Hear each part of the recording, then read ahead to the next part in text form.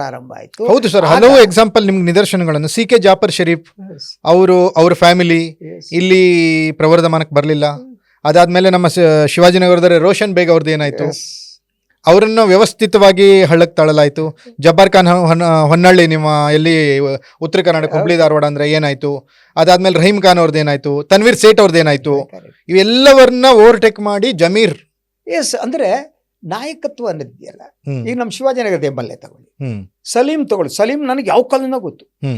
ನೀವ್ ಯಾಕೆ ಅವ್ರ ನಾಯಕ ಆಗಿ ಎಮರ್ಜ್ ಆಗಲ್ಲ? ಬಹಳ ಸ್ಮೂತ್ ಆಗಿ ಚೆನ್ನಾಗಿದ್ದೀರಾ ಸರ್. Okay sir. ಇಂತಹ ರಾಜಕಾರಣ ಎಗ್ರೆಸಿವ್ನೆಸ್ ಏನಿದೆ, ಇವ್ರು ಯಾರಿಗೂ ಎಗ್ರೆಸಿವ್ನೆಸ್ ಇಲ್ಲ. ಜಮೀರ್ಗೆ ಎಗ್ರೆಸಿವ್ನೆಸ್ ಇದೆ. ಆ ವ್ಯಾಕ್ಯೂಮ್ ಅನ್ನ ಅವರು ತುಂಬೋದಕ್ಕೆ ಹೋದ ತಕ್ಷಣ ಈ ಇಬ್ರು ಏನಿದ್ದಾರೆ, ಶಿವಾಜಿನಗರದ MLA ಮತ್ತು ವಿಧಾನ ಪರಿಷತ್ ಮುಖ್ಯ ಸಚೇತಕರು, ಅವ್ರು ಕಾಕತಾಳೀವ ಏನೋ ಗೊತ್ತಿಲ್ಲ, ಅವ್ರು DK ಅವರಿಗೆ ಹತ್ರ ಆಗಿದ್ದವರು.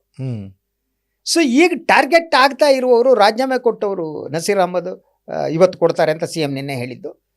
ಸೊ ಈ ಜಬ್ಬಾರ್ ಇವರು ಸಿದ್ದರಾಮಯ್ಯನವ್ರಿಗೆ ಹತ್ರ. ಅಂದ್ರೆ ಈ ಮುಸ್ಲಿಂ ಸಮುದಾಯ ಸ್ಪಷ್ಟವಾಗಿ ಡಿವೈಡ್ ಕಾಣುತ್ತೆ. ಅದ್ರ ಜೊತೆಗೆ ಆತುರ ನಡೆದ ಡೆವಲಪ್ಮೆಂಟ್ ನೋಡಿ. ಸೊ ಅದು ಹೇಗೆ ಅಂದ್ರೆ, ಇವ್ರು ಪ್ರೆಸ್ ಕಾನ್ಫರೆನ್ಸ್ ಮಾಡ್ತಾರೆ, ತಕ್ಷಣ ಒಂದು ವರದಿ ಹೋಗುತ್ತೆ, ರಾಜೀನಾಮೆ ಕೊಡುವಂತೆ ಸೂಚನೆ ಹೈಕಮಾಂಡ್ ಪ್ರೀ ಪ್ಲಾನ್ಡ್. ಎಸ್